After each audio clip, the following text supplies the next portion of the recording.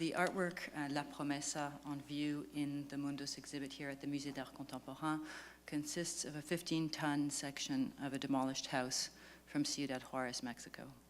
The house was slowly dismantled by masons under the guidance of the artist, crushed to rubble, and then, bound together only with water, refashioned as a long and smooth oblique mass in the exhibition space. Over the space of the exhibit, a group of participants slowly move around the sculpture, pulling away at the rubble with fingers and a small pry bar. Margolles informed participants that this approach, which produces a ritual and rhythm among the performers, draws from the protocols of forensic science, and particularly the techniques and procedures for performing autopsies. The task of slowly undoing the layers of rock and tile slides from a principally archaeological endeavor to a funereal and intimate contact with what become, through an impression that's more sensorial than intellectual, the small, brittle bones of the sculpture's body. Undoing the sculptural form entails also the surprise discovery of signs of life, such as a candy wrapper or a piece of cloth, of industry such as building materials and fastening cords, and of threat, the bitter edges of barbed wire coiling out of the rubble on which one might inadvertently catch one's finger. The sculpture gives way at moments, yielding a small crumbling mass of rubble, while at other times it stubbornly holds together, resisting the dismantling aims of the performance. For the performer, La Promesa involves a careful negotiation with its material constitution. For the viewer also, the trace of its differential offering and foreclosure is visible in its uneven surface, which points to the varied contact zone created between the oeuvre and the multiple participants, as well as in its spreading mass along the museum floor. What relation might La Promesa posit between topography and the violence of social life? What strategies might it offer for mediating mass violence, as well as for transgressing the lenses through which mass violence frequently comes into view? This symposium begins with two propositions. The first is that mass violence is intrinsically connected to the territories and sites in which it is perpetrated. And the second is that such spatial and architectural structures mediate mass violence. Such propositions open themselves to two distinct but interrelated readings. First, and we've seen some of this today, conventionally what such propositions imply is that mass violence is bound to sites of political instability, corruption, or civil war. It erupts in unstable democracies, where social institutions have been substantially eroded, and where citizens face social, economic, and political precarity. The significance of topography in understanding these zones is revealed in the shorthands we use to speak of and mediate them: the Mexican drug war, tribal conflict in East Africa, fighting in Gaza, Islamic terrorism. Such shorthands bind social violence to landscapes of conflict, tying bodies and spaces together in social and cultural arrangements that are formed in advance. The mediation of such sites of mass violence consists substantially of snapshots, and I mean this kind of metaphorically, both photographic snapshots, but also little moments, little events, little videographic events as well. These snapshots accompany the shorthands I've just named. They locate and figure victims of violence in specific landscapes and graphically visualize suffering through an established lexicon of icons of atrocity. Nick Utt's image of children fleeing a napalm attack in Vietnam. George Perez's stark photograph of a back scarred by a machete attack during the genocide in Rwanda. Niloufer Demir's photograph of young Elan Kurdi's lifeless body washed ashore on a Turkish beach. And it's very interesting that these are the images that I chose to talk about this spectacular iconography, and these are the images we've seen all day today. So it just goes to prove the point that we have at the ready an iconography of war and conflict, right? All these images condense the immediate violence of war into the shape of a body in the land. What might it mean to call such images iconic? The traits of iconic images of mass violence, according to Cornelia Brink, are as follows. They're indexical. In other words, they imply a direct connection between copy and original image, right? They're symbolic. They take complex social phenomena and they condense and represent history in an exemplary form. They're reproduced, which is how the images become canonized, and they imply a separation.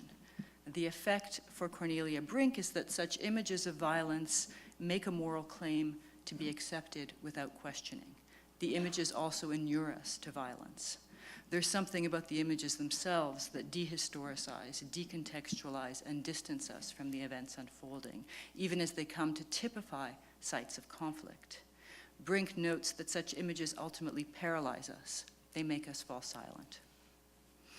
Roland Barthes, focusing on the temporality of photographs, has argued that the very ontology of the photograph implies loss. The image comes both too soon and not soon enough, prior to the fulfillment of the action figured in the image, to detailing its consequences and its complexity, but also after the event has happened in real time, too late to grasp the event in its unfolding. With respect to territories of mass violence, I would argue also that iconic images of violence are not only caught up in the contradictory temporality of indexical media, but also its contradictory spatiality, too close and too far, too embedded and too removed. The mediation of mass violence is both too present to and too absent from the violence it unfolds and figures. And I'll say that again. The mediation of mass violence is both too present to and too absent from the violence it unfolds and figures. This paradox, this complexity, is what I call grounded media. But first, I mentioned before that there were two ways of reading the connection between territory and mass violence, and just sketched the outline of a more conventional representation and the representational regimes around such violence, bound to iconic images of spaces of social dissolution. While certainly the territories of mass violence are frequently characterized by failed political states, the persistent effects of colonial dispossession, the violence of austerity measures, conflicts over land and resources, by characterizing the territories of mass violence through these mediated shorthands, we fail to examine how the very institutions which are meant to guard against violence are also often complicit in its perpetuation.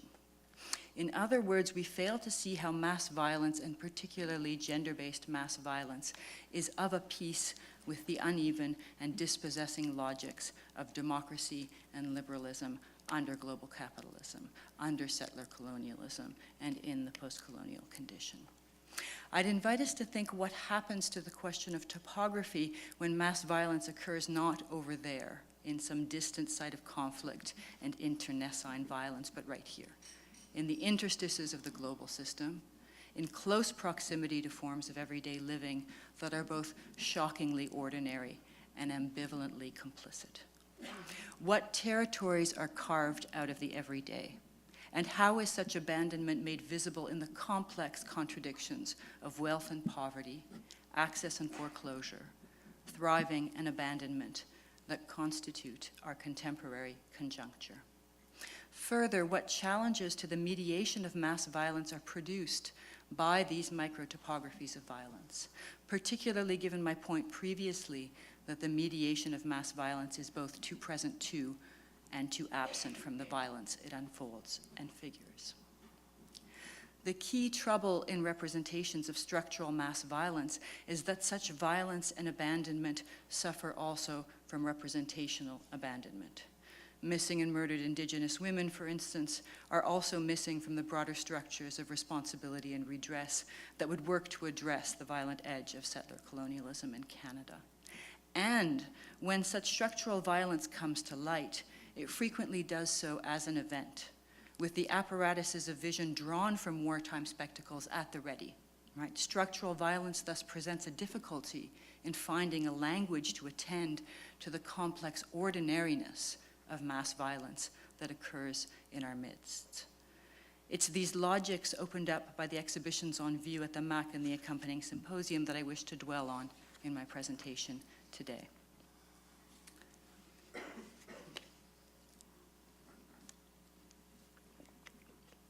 That mass violence is intrinsically connected to the territories and sites in which it's perpetrated means, for my purposes, not that there are zones of exclusion beyond the reaches of the structures of law and order, but that the very architectures of contemporary social life actively produce spaces of exclusion and abandonment. And that these spaces are of a piece with the very projects of modernity, urbanization, and development. These are sites of violent disjuncture within the global system, but they also present possibilities for upheaval and transgression, for revolutionary forms of identification, imagination, aesthetics, and emotion. I'd like to dwell a little further on the term grounded media, which I've proposed to name the contradictory spatial perspectives I noted above in the mediation of mass violence.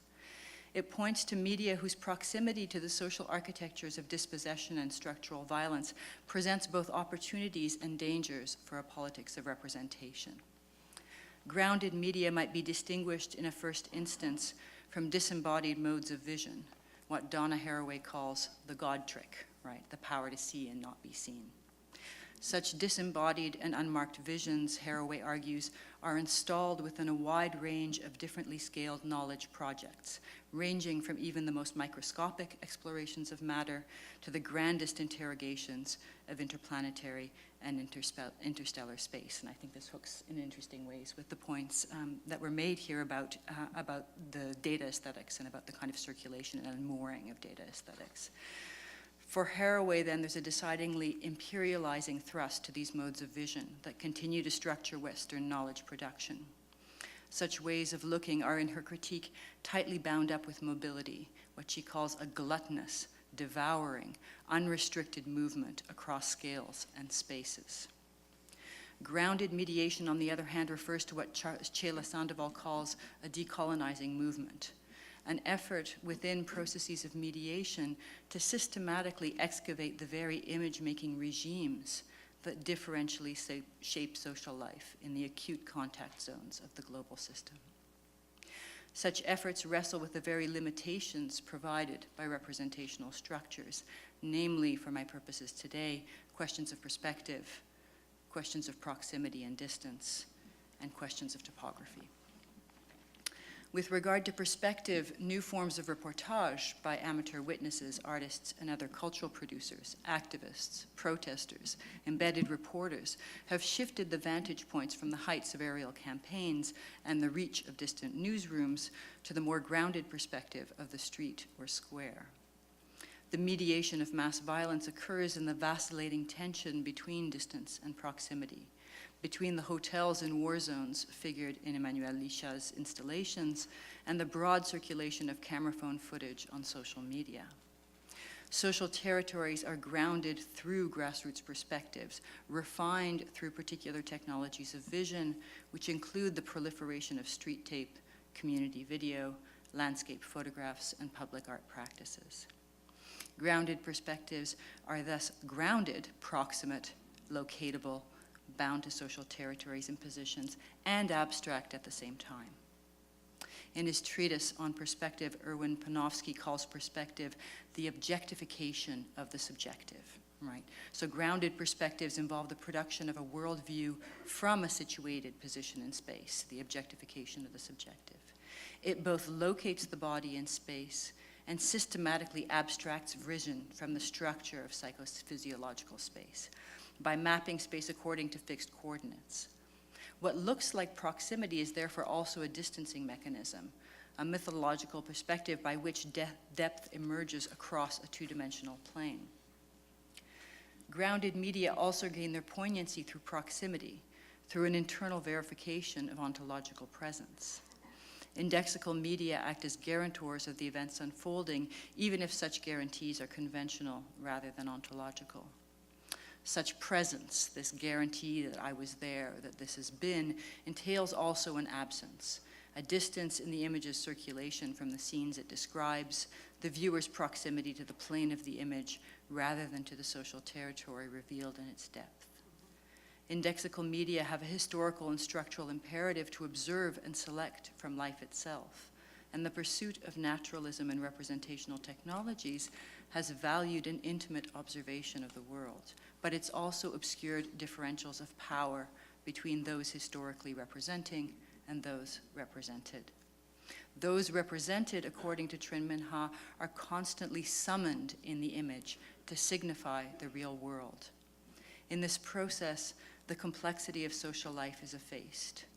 Indexical media's freedom from the specificity of time and the place, the fact that images are lifted, that they circulate, that they travel, means that they have the potential of mummifying their very subjects, entombing victims of violence, even as they circulate to broader and more dispersed audiences.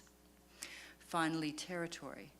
Barthes notes that indexical images need to include locating signs, signals of space that anchor the events occurring in the image in a particular territory. Fragments of foreign script, codes of dress, flora and fauna all become markers of the landscapes of mass violence, of their emergence within particular territories and architectures. It's in this manner that grounded media signify groundedness itself, right? Tying the subjects that figure there to social space. Grounded media thus has this double edge. On the one hand, a complicity with the epistemological presumptions of immediacy that locate visions from the very locations of conflict.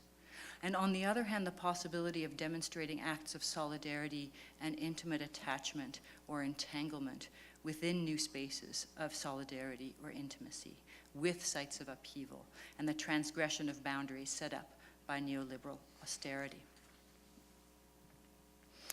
This explanation of the contradictions of grounded media informed the poignancy for me of the strategies mobilized by Teresa Margolles in representing gender-based violence in Mexico and across the Americas. It fleshes out her grappling on the one hand with her intimate contact with the interstices of violence and abandonment, and on the other with the failures of certain forms of mediation to transgress the limitations of icons of suffering, with their diminishment of the complexity of various modes of survival and sociality around the world. I began this talk with a description of La Promesa, a work that I think sets out a series of proposals and provocations for the mediation of structural violence through the complex perspectives of grounded media I've outlined. La Promesa demands in many respects a refashioning of the very terms of groundedness I've outlined, not only because she does not present the viewer with an indexical image at all, but because ground, its materiality, its weight, its facticity, is itself what she presents to the viewer. The vacillation between presence and absence that characterizes the indexical image is quieted here. The removal of the house from the context of Ciudad Juarez, rather than the evacuation of presence produced in the photograph, forms part of the very meaning of the work itself. La Promesa, the promise, the work's migration to Mexico City, its travel to Canada, among other locations, brings the question of failed promises to the doorsteps of transnational circuits of global exchange, on the coattails of commodities and labor, which don't return to Ciudad Juarez. Absence and distance are part of the very modes of abandonment by which Ciudad Juarez fails to live up to the myths of prosperity advanced by global capitalism. The liveliness of matter in Margolles' work is emphasized by the fact that she frequently eschews indexical media in favor of matter itself: water, blood, rock, plaster. How can we conceive of her materials as another form of grounded media, not only indexical, but also time-based, whose time is bound up in the transformations and displacements of matter across the exhibition space? Rubble, blood, and water are of a wholly different representational order, deriving from the particular qualities of the index, qualities fleshed out in the work of Charles Sanders Peirce. There are two aspects to Peirce's definition of the index that provide the framework for understanding the difference between matter and the digital apparatuses of most indexical media. First, in the Peircean index, the sign refers to its object not through mimesis or analogy. This looks like that, right? This in the image looks like that object. But through what Peirce calls a dynamical, including spatial connection, both with the individual object on the one hand and with the senses or memory of the person for whom it serves as a sign on the other. The failure of resemblance is important, in my view, in challenging the privileged position of objectivity in the imaging circuit of production, circulation, and reception. Second, the index is dependent far more on the object to which it's connected than on the interpretant. deposit rubble from a random construction site into this piece, and the mediation of violence in La Promesa collapses, becomes nothing but obdurate matter. Remove the viewer and the object persists. It continues to impose itself on its host institutions, to call into question the ties that bind Canada and Mexico in trade agreements, settler colonial apparatuses, structures of extraction and dispossession. It's important that the piece's weight demanded that the museum reinforce the very structure of the room that supports it. In fact, it's the weight of this imposition that hits the visitor as she's invited to contemplate this metamorphosing object, taking up space, spreading, scattering dust and detritus in the exhibition space.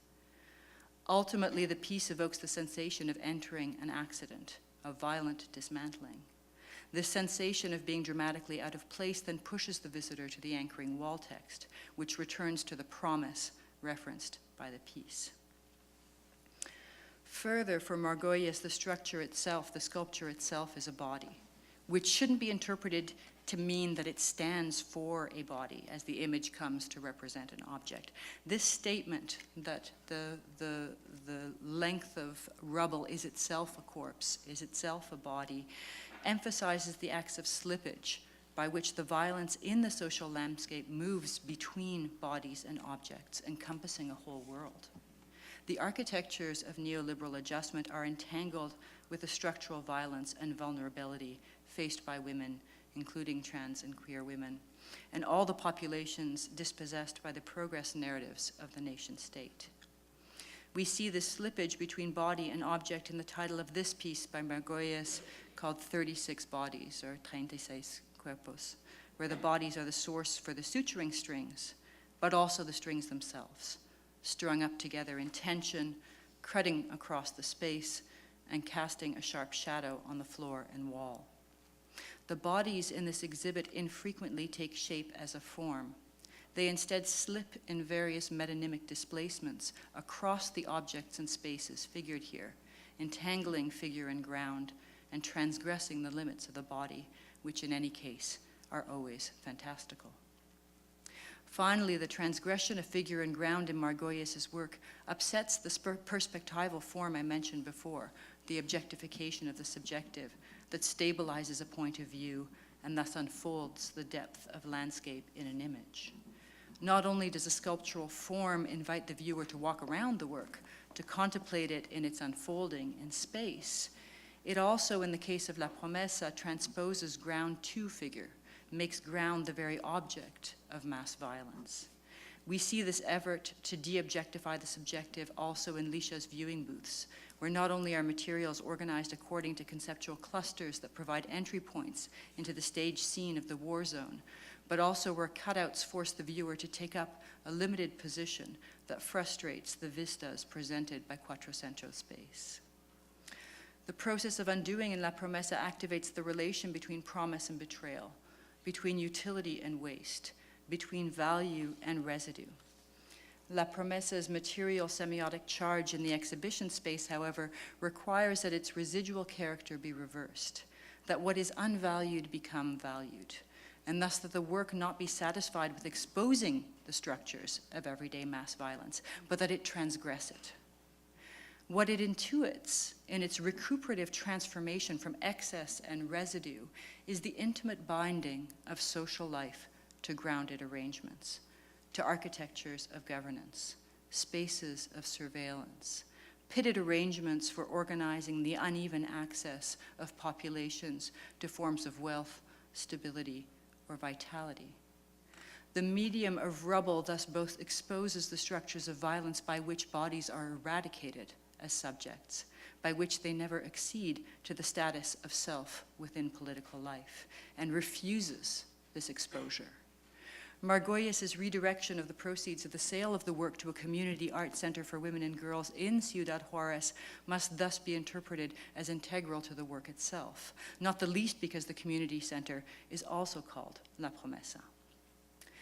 Teresa Margolles' work thus serves to elucidate how the tensions within grounded media, its vacillation between distance and proximity, its wrestling with the relation of figure and ground, and its mediation of the social life of mass violence. It teaches us a lesson that the mediation of mass violence implicates materials of mediation, whether they be representational or not, that are materially connected to the spaces of violence and upheaval. In this work, the relation of figure and ground are confounded. The political and epistemological effect of such muddling of figure and ground demonstrate the spatial architectures that not only mediate mass violence, but also give shape to social life in both its forms of life support and spaces of abandonment. Grounded media thus are not more authentic, nor more proximate, but rather more intimate and more transgressive. Its proximity and distance in a state of crisis. And it's in this representational field that spaces of transgression might figure new configurations of social life, new spaces of solidarity, and new appeals to responsibility. Thank you.